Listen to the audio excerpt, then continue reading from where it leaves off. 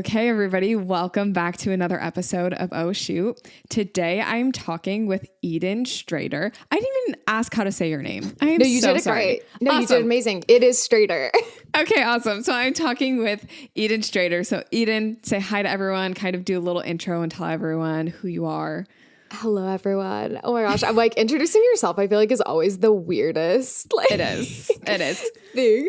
But I'm Eden Strader. I'm a destination wedding photographer turned business coach. And now I specialize in helping other creatives just build a business that like supports their dream life. I'm all about like helping people build businesses, like build their dream businesses, but like not stop there. It's to build their dream life. I think we get really hung up on like having the best business ever. And I don't want that to be people's destination. I want their dream life to be the destination. So I work with a lot of photographers and other creative entrepreneurs. And I shot destination weddings for 6 years. So that's a little bit about me. Yeah. Awesome. Okay. So I'd love to hear your story about how you got started in the destination industry and kind of like walk me through how that started for you. Yeah. So I have always wanted to be a photographer. I'm like, to take it back to the very beginning. I'm like, I've always wanted to be a photographer. And I kind of fell into weddings because I lived in Utah. I'm sure anyone listening knows at least one Utah photographer because there's 10 million. Yes. Oh, definitely. I'm like, there's so many. And so I was kind of in like that. I started wedding photography, I want to say in like 2018, 2019. So kind of like in the beginning of like the huge wave that we see now. And I fell into weddings because everyone in Utah gets married all the time. Like the wedding industry there is crazy. People get married like Monday to Sunday. Like I'm like, they get married every day of the week. Like it's wild. So I kind of fell into it. And then I shot I think a couple years of weddings before I started shooting out of state. And it's kind of, I feel like it simplifies it quite a bit because there's obviously like more that goes into it. But I remember someone so distinctly telling me like, you just need one out of state wedding and then you're going to be an out of state like destination wedding photographer. And I was like, oh, it can't be like that simple, but it is. Yeah. You really just need like one couple to take a chance on you traveling and then the ball just really starts rolling from there. So I shot my first out-of-state wedding. I want to say it was a wedding in DC. And that just really got the ball like rolling on shooting out-of-state weddings. And it picked up really quickly. And then almost all of my weddings ended up being out of state and then moving into like a destination market. So what's fun about people, I think, like who want to break into being more of a destination or traveling wedding photographer is you really just need to book one. And then you can like really get going and building your portfolio and that, which is fun. Yeah. How did you make destination work profitable for you? Like, how did you make it worth your time and your energy and your money too, because you're spending money on travel as well? Yeah. I love this question because I think shooting destination weddings or even just like traveling out of state for weddings, it is really glamorous looking, right? Especially where we live in a world where we get to watch like everyone online. And so you get to see like these other photographers. And I know I did where I was like, wow, they just like wake up in another state or country and it's so beautiful and everything is perfect. And while it is beautiful and like the wedding day is usually perfect, like it's so exhausting. It's so much money. It's a lot of work. I don't think it's for everyone. And so I always tell people, I'm like, I would start practicing shooting while traveling before you even start trying to break into this market to decide if you even like shooting weddings when you're like after 12 hours of travel, like, because it's not for everyone. And so one of the things that was huge for me in shooting out of state weddings and destination weddings was doing a flat rate. So I actually like do a flat rate for all of my like out of state weddings where they like whether you were getting married in New York or California, you were going to be paying me the same price. And I made sure that my packages accounted for at least like $1,500 worth of travel. And then that my rates were higher for out of state weddings than they would be for an in-state wedding. Because another thing that you have to take into account is that you're like gone for days. So if you're someone who usually is shooting like a double header weekend and that's like how you are running your business, you need to understand that like you're basically losing 4 days for one wedding. And I think Mm-hmm. that's like one of the things that is really hard to watch when I see photographers being like, I'm just going to like do it for travel, or like, I'm just going to do it for like a discounted fee. Is I'm like, oh shoot, that was like 4 days of work for you, which you may Yeah. not have realized yet. And so that was something that was really important to me, honestly, pretty early on. While the first out of state wedding I shot probably didn't earn much money off of that, like I was pretty quick to be like, no, I need to be earning, more than I would for an average wedding, because it's more than an average wedding's worth of work. Like you're gone for 4 days, you're traveling, you're eating out, you're barely sleeping. Like there's a lot that goes into it, and you deserve to be compensated for that. So those were just some of the ways that I like made sure that out of state weddings worked for me, but also like worked for my clients. Cause I think that's another thing to take into account is like, it's important to me that I get to my destination not at midnight the night before their wedding. Like Right. that's not fair to them either. Like they Yeah. need a photographer who's well rested. And so I want to get compensated in a way where I get to be the best photographer possible for my couples, even when I'm Right. traveling. Yeah, that's a really good point. With destination weddings and like destination photography just being so popular, it's very, very hard not to just be like, oh, just cover my plane ticket and I'll be there.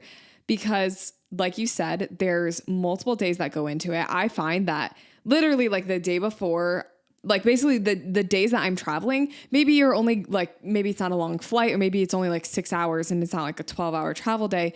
But even still, like that's a lot, like 6 hours that you could have been doing something else, or Mm-hmm. it like you can't really work during the time that you're traveling. You can try, Yeah. like maybe you can edit or like plan social media posts, but for the most part you are losing a lot of productive time that could have been spent on other things. So I do think that that's a really important piece as well. I want to kind of ask you then, like with the prices, so you're describing you have to have your prices higher.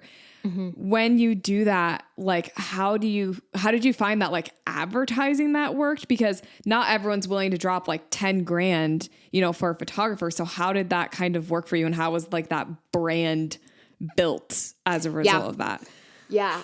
So when I would like send over my pricing guide, just from like a logistical standpoint, I would have like my in-state pricing and then my out-of-state pricing. And then I had an international package as well. Cause obviously like that was going to be, I'm like, if I was, for example, when I lived in Utah, like if I was traveling to the East Coast for a wedding, yeah, that was going to be a couple days out of my time. But like I shot a wedding in Bermuda once, and like that was a week of my time. Like there was Yeah. no way I was flying to another country and, arriving the day before. Like that's a nightmare. So that Yeah. I think I ended up going for like a week just to make sure that I had time to like adjust to the time difference and things like that. So I think what was nice about just doing it in that way of like in-state, out-of-state, international, they were all flat rate. They didn't get quotes based on where they were.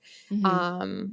There was very like little room for people to like try to like nitpick, or like, if you've ever like given a quote for travel anything, like I'm sure you've had a client come back and be like, well, I found this cheaper flight that's like a couple $100 cheaper, and you like look it up and it's like 10 stops and like 40 Right. hours of travel, and you're like, no. Yeah. And you don't get a carry on. Yeah, I'm like, I'm not doing that. I'll be like half asleep by the time I even get to you. So it was nice because there was like no back and forth on quotes. It was just like, this is what it is. Take it or don't. And so I really loved doing the flat rate because it cut back on that. But from a branding standpoint, branding is like my favorite thing to talk about ever, Okay. because I really truly believe that branding is the best thing in your business, because it can lead to more personal fulfillment. Like when you build a personal, intentional, and like I'm like, well, I don't know what the conjugation of that word would I be, but a don't brand filled either. with integrity. Yes. Okay. I'm like, it's not integraful.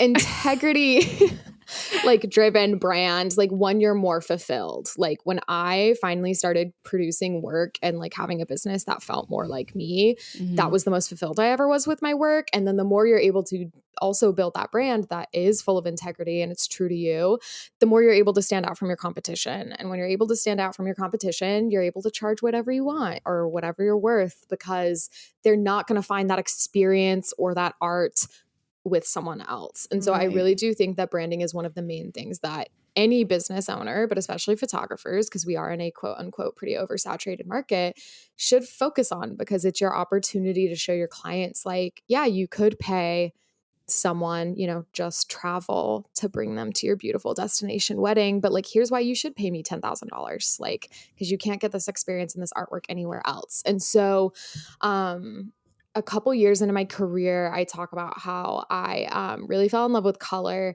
I mean, it's like my personality. I'm like, you can even see the disco mirror behind me. My room looks like a rainbow disco, like threw up on it. Because that's just like what my personality is like. I can't even believe I'm actually like wearing black. That's like kind of a rare occurrence. But um and so I started like bringing that into my work, because I really started off my career trying to look like every other photographer, because in my head I was like, that's what's going to make me successful. Mhm. That was back when like the moody style was like really getting popular, and like it was really emotional photography of people like crying on mountaintops at sunset. And I was like, okay, shoot, like I need to do that in order to be successful. And while that stuff is beautiful, it's like not necessarily really me. And so I wasn't feeling very fulfilled. And so I kind of had a few experiences where I was like, I'm just gonna like lean into this and make this totally me. And so I started shooting in studios a lot with colored backdrops.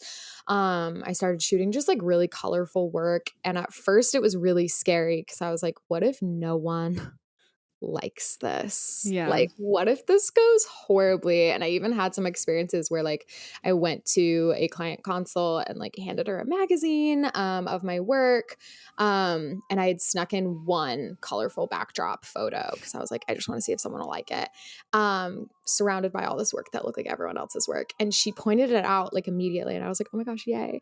But then she goes, this is so weird. Does anyone actually like stuff like this? And I just remember sitting Oh. there and being like, oh no, like, that's my favorite photo. And like, that's Yeah. all I want to produce. And I feel like that situation easily could have like made me not want to do that anymore. But instead I was like, okay, oh well, she doesn't like it, but I love it. So I'm going to keep trying. And so I just kept pushing, and I like wasn't really willing to give up on the fact that like colorful photography was what I loved. And so I knew there had to be people out there that loved it. Mhm. And that became like my whole brand. Like, and that became why people hired me. And like I would have clients who would fly across the country just to like shoot in a studio with me, which was Wow. wild. Yeah.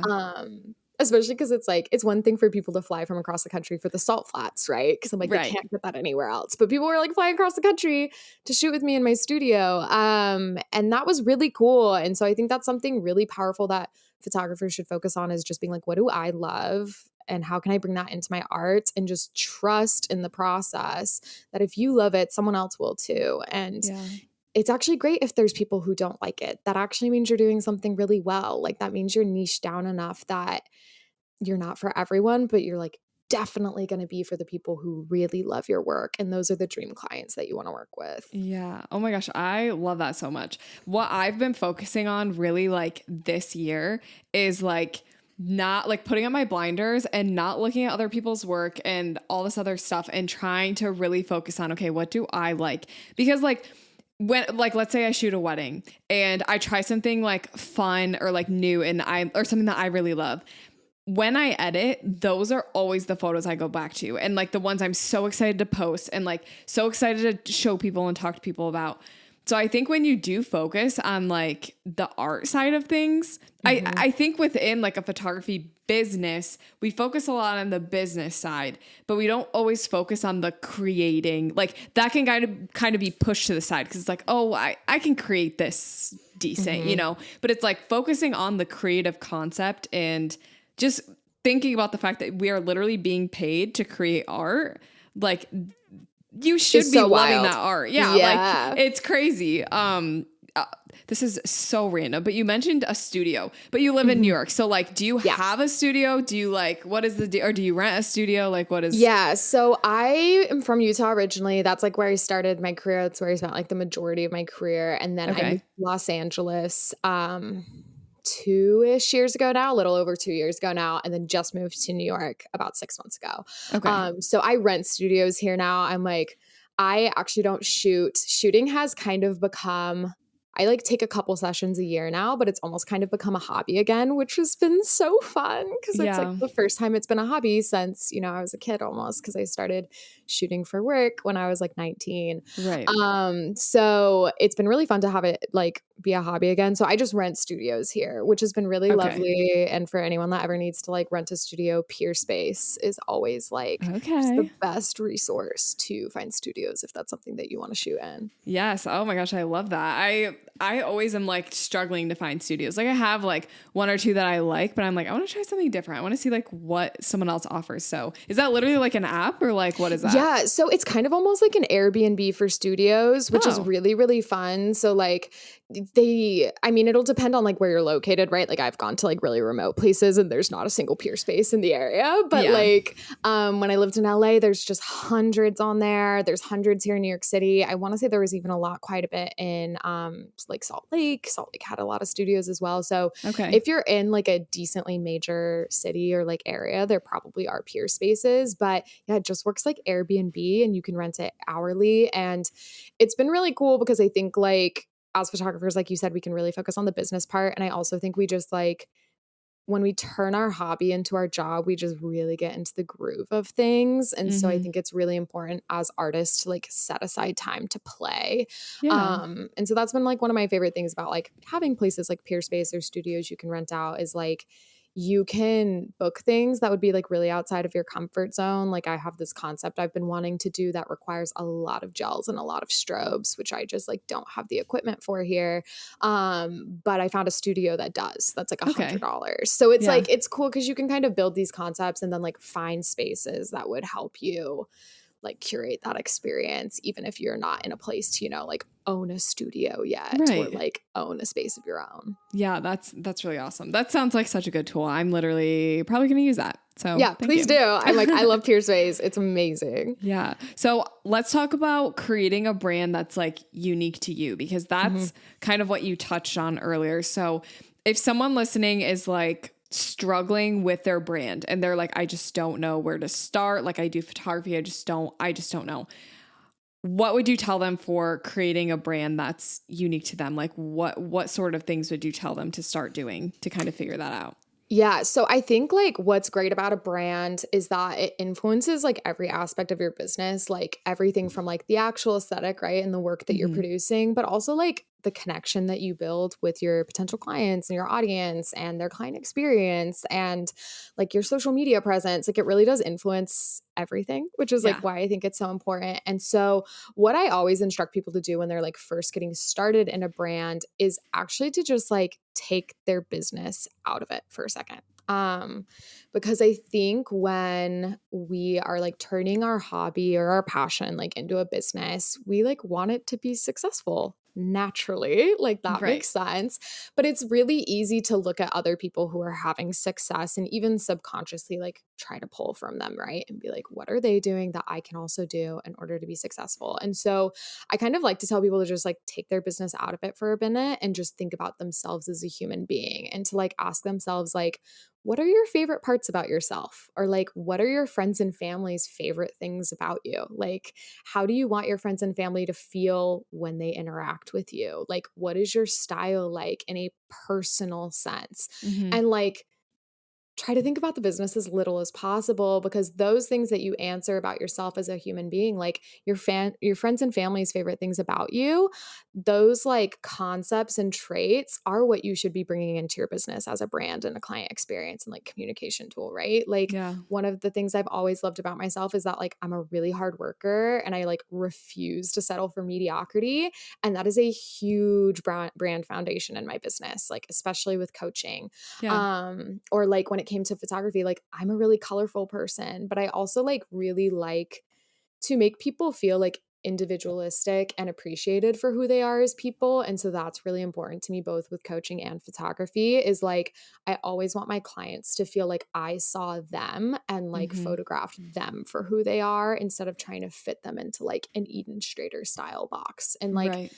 those are my favorite things about myself. So I always tell people, I'm like, sit back, take the business out of it, and really try to do some self work to figure out like who you are as a person. And then Yeah. think about how you can then bring that into your business and your work because I think it's easy to think that you can't bring something unique to the table, but like as cliche as it is, right? It's like the quotes that they're like, there's no one like you, or like the Dr. Seuss quotes that are like, there's no one like you and that's your magic. It's true. Like they're cliche for a reason. Like there Yes. really is no one like you. And so if you're able to make your business a representation of you, there's going to be no one doing your business like you are.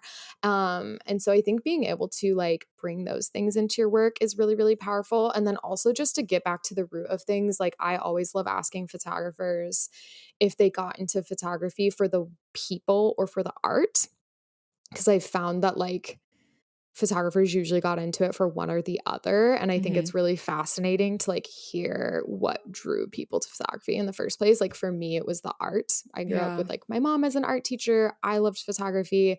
I'm pretty introverted. So like the people were an added bonus, but like I 100% got into it for the art, which is why the art has always been like a huge priority in what I pushed in my business. Okay.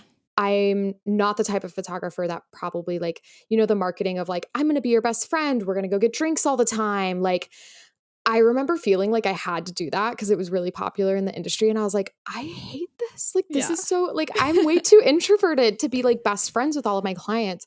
And then I was like, you know what? I don't have to do that. Like, my strength is the art. And so that's what I'm going to push is that like I create artwork for my clients. And like, that's what my dream clients were looking for. Like they weren't looking for a photographer who was going to be their best friend and hang out with them 10,000 times.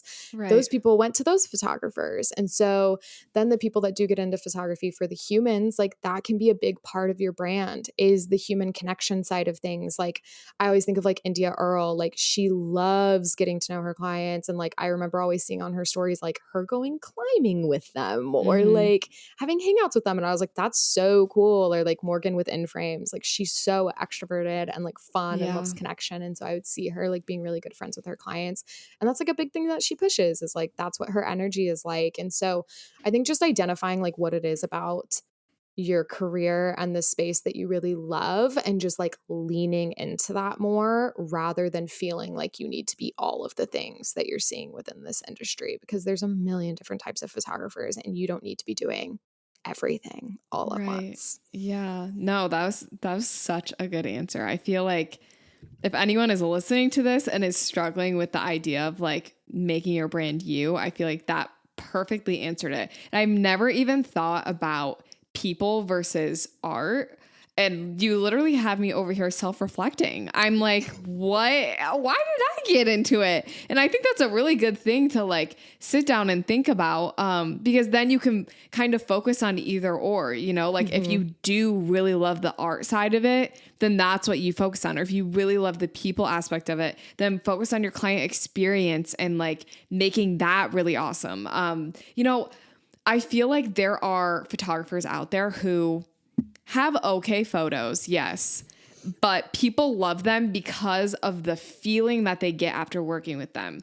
But on the art side of things, people love those photographers because of the feeling they get when they look at the photos. Do you know like Yes. the difference Yes. between like the feeling of working with someone and then the feeling of seeing the results? And I mean, there are a lot of gray spaces within Oh, just that concept. absolutely. But like you can be like a little bit more towards the art side of it or a little bit more towards the people, or you could be like close to the middle, or you could be all the way on one side. So yeah, I think that's just a very interesting concept that I've literally never thought about before until you just mentioned that. Oh, good. That makes me so happy. And Yeah. yeah, I think it's important to like note the gray area of like, I always tell people when I'm talking about this, I'm like, this doesn't mean that you can be like great with people and have horrible photography or be like an amazing photographer and be horrible with people. Like you Yeah. have to have both sides, but you can absolutely lean into one more than the other. Like if I get married, I would really want a photographer that, like, yes, I have a personal connection with. Like, I don't want to not get along with them if they're going to be with me on my wedding day. Like, I want to feel Right. like we at least have some sort of relationship. But to me, it will be more important that they capture like amazing artwork because that's just what I'm like as a person. Whereas, like, if it was more important to me to like feel like I had my best friend with me on my wedding day, like, that's what I would look like. And I have friends who are like that, like, where they would want their vendors to feel like they're friends more than maybe the final product. And like, I Mhm. think that's also a great thing to ask yourself is like, okay, if I'm hiring a photographer, what kind of experience would I want? Because like you are your ideal client at the end of the day. So Yeah. like just think about what you would want to see. Like I would want to see artwork. And so like that would be like what I looked for first and foremost when Right. hiring a photographer. Oh my gosh. Yeah, that's such a good point. I love self-reflecting and being like, okay, if I were in the shoes of my client, what would I want? I always think about that when it comes to like communication or social media. Like, what would I want to see from my photographer? And then go and do those things, you know, like if for me, I put a lot of emphasis on Instagram and websites. I think those two things are like for me what decides if I want to book someone or not. Cause you know, I've looked for photographers in the past. I've had my photos done. So that's kind of what I looked like. Like, do you have a bump in Instagram? Do you have like a really cool website? So that's what I try to focus on within my brand are those two things because it really matters to me. But if you care about other things like, you know, phone calls and like that's a really big thing for you, or like you said, like being your wedding day bestie, if that's something, then that's what you focus on. So just start with yourself and then you'll attract the right people to you. Yeah, you like genuinely have an untapped, like unlimited resource in yourself when it comes to your ideal client. Because like you're your ideal client. So just like figure out exactly what you would want and then implement that in your business. You are a gold mine. Yeah. You are the diamond. Okay. Awesome. Yes, very much that. Okay. So you mentioned earlier, you said oversaturation. And I noticed if people are watching on video, they probably saw it, but if you're listening, you wouldn't have noticed. You put quotes around oversaturation. So Miss, why don't you kind of explain to me why you did that? And if you think like, you know, if you think oversaturation is not actually a thing. Yes. So, oh my gosh, I love talking about this because I call it like the myth of oversaturation. And this is like, I can get kind of blunt with people I coach because I think within the industry, we've created like a couple boogeymans. Like I think one is the Instagram algorithm. I think one is like the myth of oversaturation. I think there are things that we've created into like, yeah, for lack of a better term, like the boogeyman within the industry where we've almost used it as an excuse for why our business isn't working the way that we want it to. Like if we're not booking enough jobs or we're not earning enough money, it's really easy to be like, oh, it's the Instagram algorithm, like not pushing out my stuff. Yeah, maybe. Or like you can be like, oh, it's just because the market's so oversaturated. Is it, or are you creating like a business that fits into an oversaturated market? And so I think it's really important to like do some self-reflection when you start kind of like using these boogeymans as like an excuse as to why you're not finding the success you want, because like oversaturation is an issue of you having too much competition, right? But you should only be having too much competition if your business looks like everyone else's. And so I actually tell this story of this Twitter fight that I got into the first year of my career. Yeah, no, I'm like, it's so funny, but it's like my favorite thing to talk about because it really was such a turning point in my business. But it was my first year full time. Keep in mind, I was 20 though. So I had like the ego of a giant. Like back, I'm like, no one handles things perfectly when they're 20. So it's like a little embarrassing, but whatever. But basically what happened was at this point in my career, I was full time. Things were going well, but I definitely still was shooting in a way that like wasn't really true to me. Like my work was technically really good, but it did look like kind of like everyone else's in the industry because I was just trying to do what would get me jobs. And this girl on Twitter, no idea who she is, but basically like screenshotted my Instagram feed and 4 others and like posted them on Twitter and was like, yawn, this is like the most boring thing I've ever seen. And this is where like my ego kicked in because if this happened to me now, I'd be like, haha, nice, like at me next time, but like wouldn't say anything else. But like, of course, 20-year-old me was like, blah, blah, blah, blah, blah, like this was so rude, blah. And so like me and these other photographers that got called out, basically like got in this little Twitter fight with this girl and she stood her ground. Like she was like, no, your work is boring and it looks like everyone else's. And I was so offended because like one, people not liking your artwork in general is so offensive, but for someone to like just blatantly be like, your work sucks. Yeah. So I was really offended for a second. And then I remember I like took a step back and I was like, she's not wrong. Like, yeah, I was like, hold on. This girl's actually like, she's not totally incorrect. Like she could have handled it better for sure. But like, it does kind of look like everyone else's.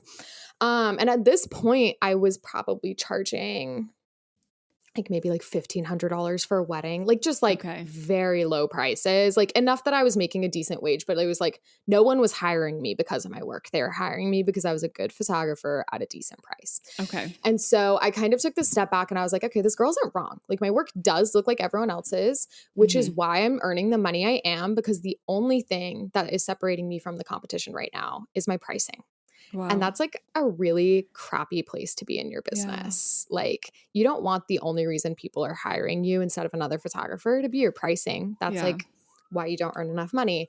And so that's when you are in an oversaturated market. Like at that point, I was in an oversaturated market because I was making sure that my work looked like everyone else's. Yeah. And if you want to break out of the oversaturated market or not have, you know, quote unquote oversaturation be a thing, you need to build a business that's different than everyone else's, because in that stance there is no competition. Like if you're able to provide artwork and an experience and a brand and, you know, a presence that people can't find anywhere else, oversaturation just doesn't exist anymore because there's no one competing with you. Hmm. And so it can be really scary to, you know, make your business look like really unique to everyone else's. Like I remember when I first like launched my first website that was like crazy colorful and weird.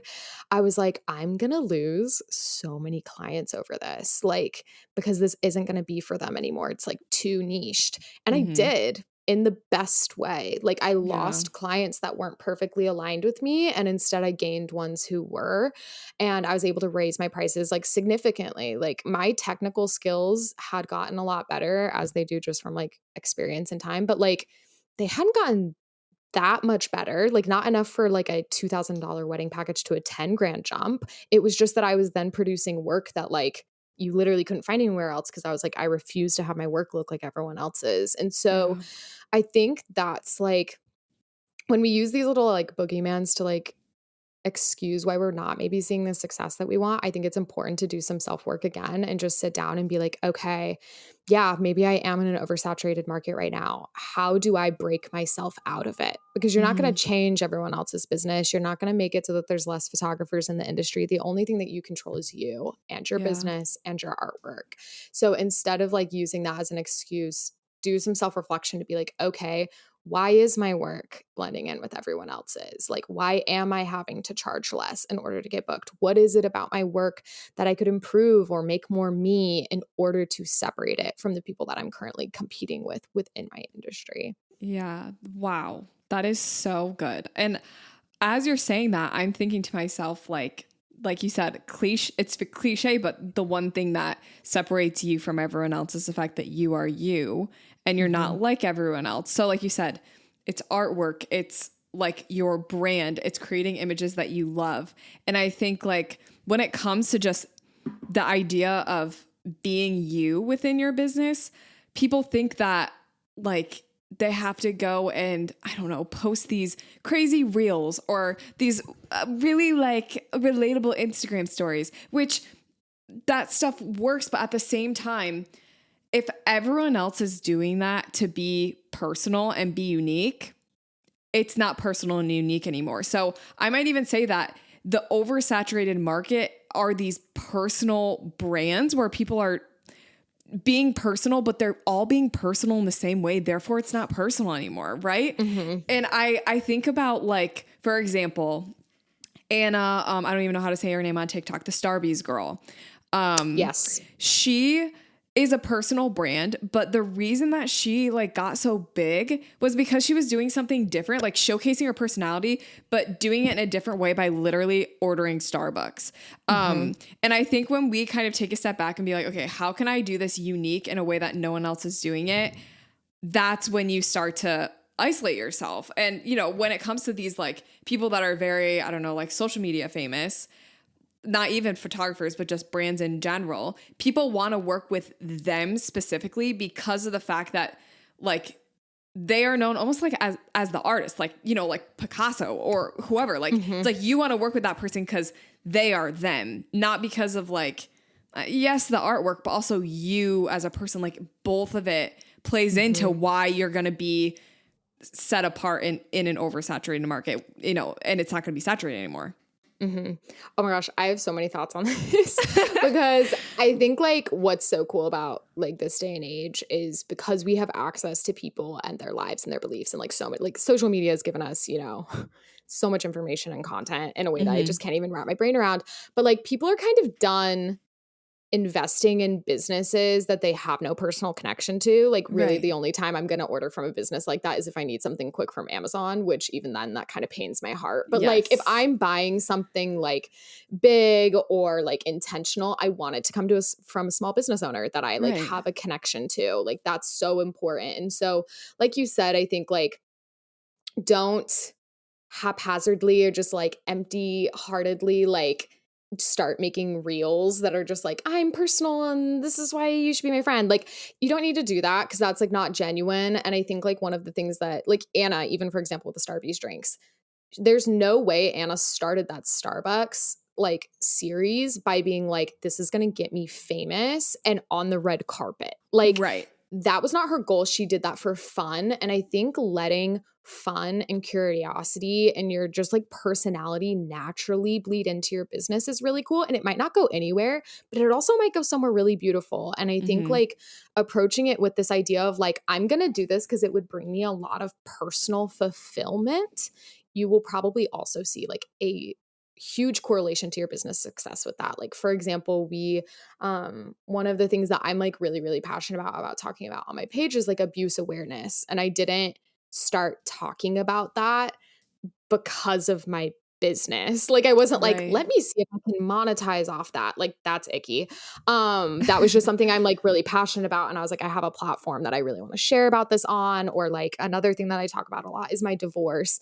And I started talking about that a lot because I was like, I want people to know that they're not alone in this. Like I want this to become less of a like taboo topic. Like I did not have my business in mind at all when I Yeah. wanted to start talking about that. It was just something I was really passionate about and wanted to like connect with other people on. And I knew it would be really personal fulfilling for me to be able to use my personal experiences to help other people. And I was like, well, I have a big platform for work, so I'll just like use it to also like do it on there.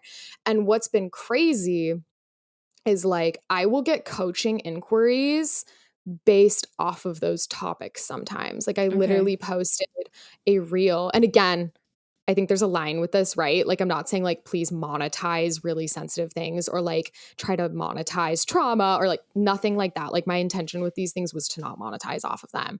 But Right. it is crazy to see how like I posted even a reel that was like I'll try to at least once a week do something personal just to like build personal connection with the people and like connect with other humans. And I posted this reel and it was like showing what I looked like before, during, and after my divorce because it's like really crazy to see how that relationship like physically affected me. And it was just a post about like, hey, regardless of like what stage you're at in your life, like it does get better. And that was like my entire intention with that post was just like, I hope I can use my personal experience to help someone else.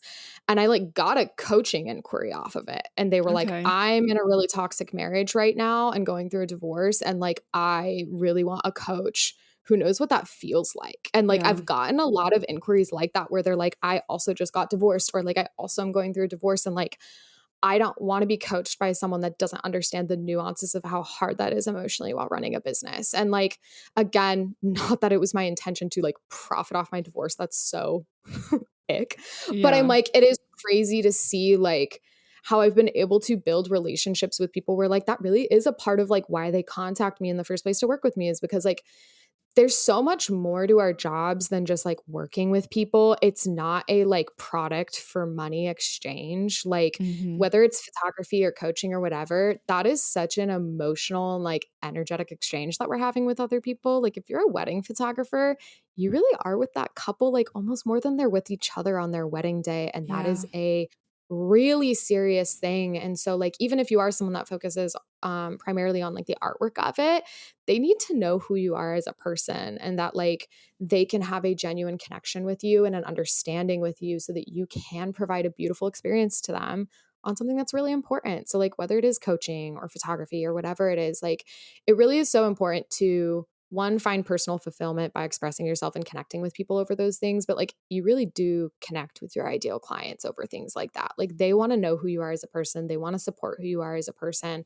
and they want to feel connected to you, especially if we're asking them to invest thousands of dollars into us. Like, Mm-hmm. that's a very personal connection outside of the money that I think like we need to take more seriously as an industry, that like Yeah. you really are showing your clients that like just like you expect them to be vulnerable and open with you, whether that's like in front of your camera or whatever, you're also willing to give that to them and connect with them in just like a very beautiful human way. I hope that Yeah. made sense. That was a lot of No, rambling.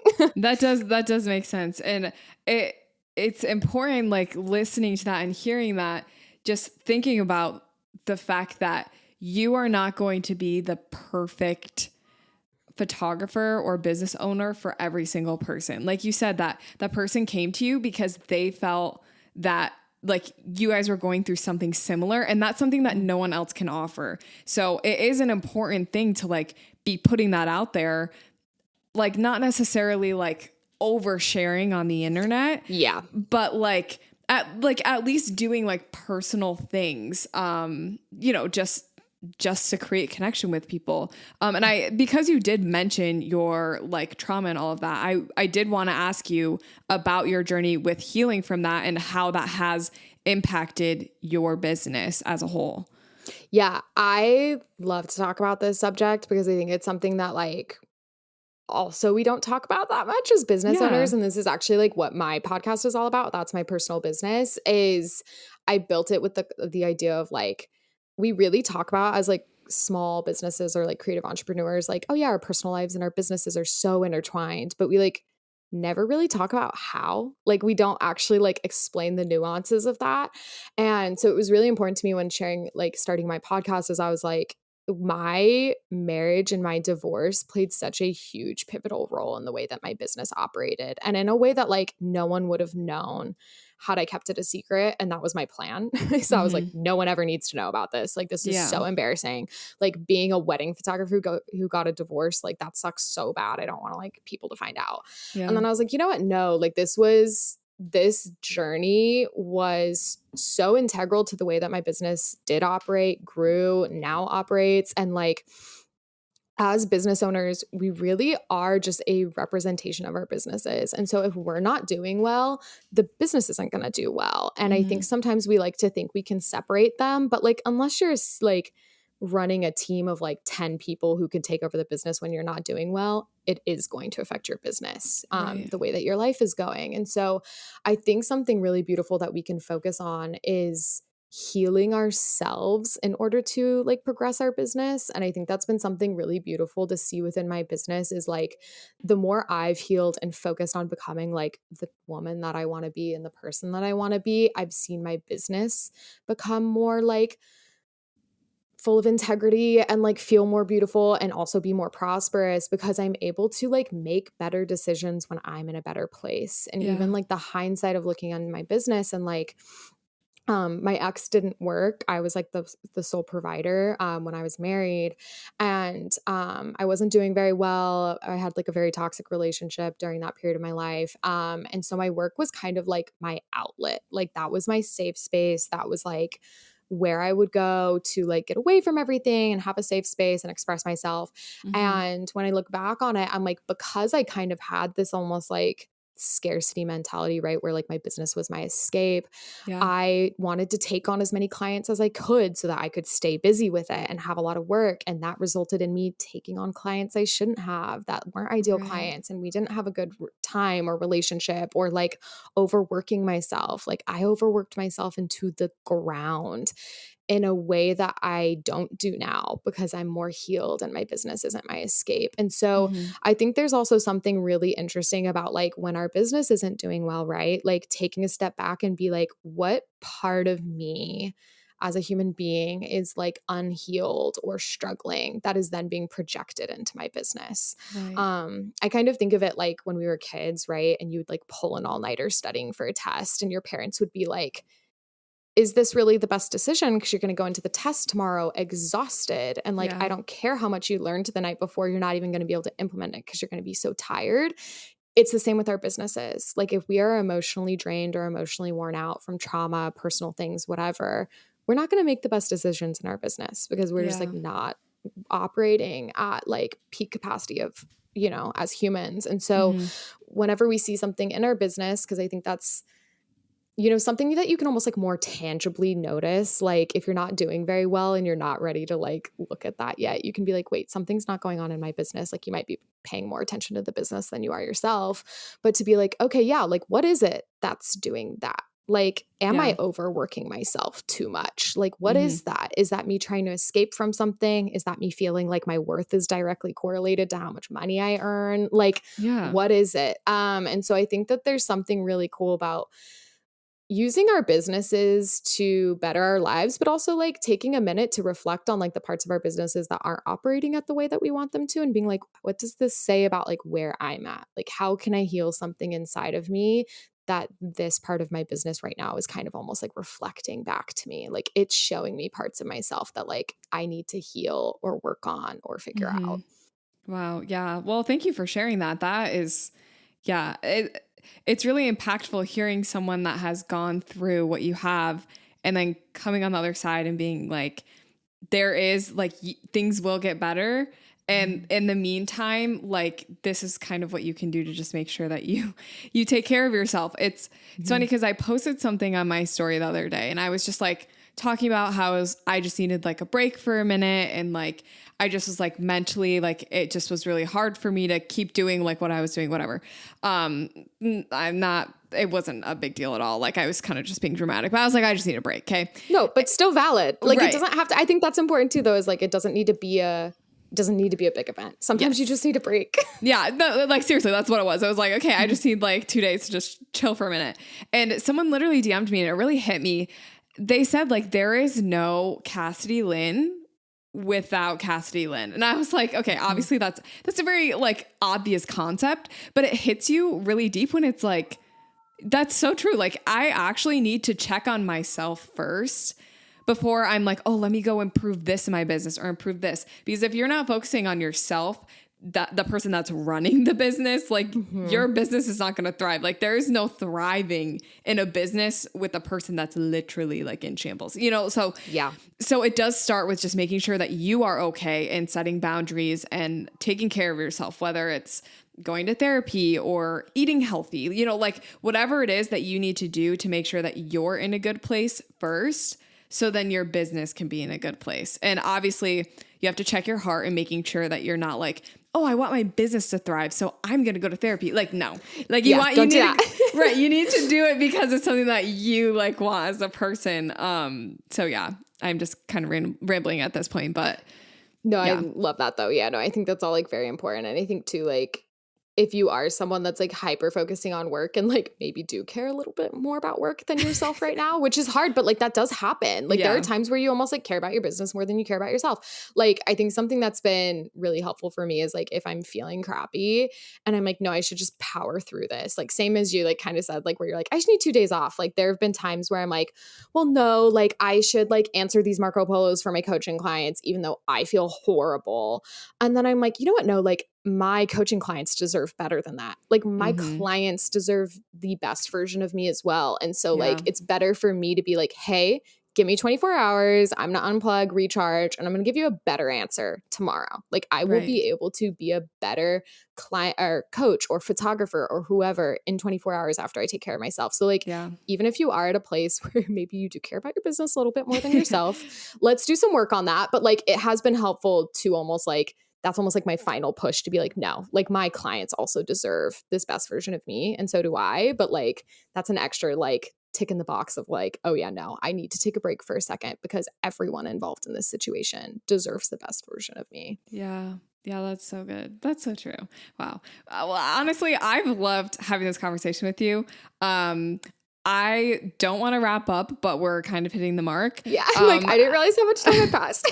But it was all good stuff. Like genuinely, like just it's so easy to talk to you. And I just want to make sure that everyone who's listening can know where they can like follow you. And if they want to like connect with you and I don't know, get coached by you or whatever, like they can find all that. So go ahead, plug your socials, your website, whatever. Well, first of all, thank you so much for having me on. It's been so fun chatting with you. Of course. You can find me just at Eden Strader on like everything. Okay. It's that on like my website, and on my website we have like a bunch of freebies that you can like even get started with to kind of like get a feel for like my coaching style and things like that. Mhm. My podcast is also That's My Personal Business, and we talk all about like our personal lives and our businesses intertwining. We work with like a lot of guests, which is a lot of fun for like interviews kind of similar to this. So Yeah.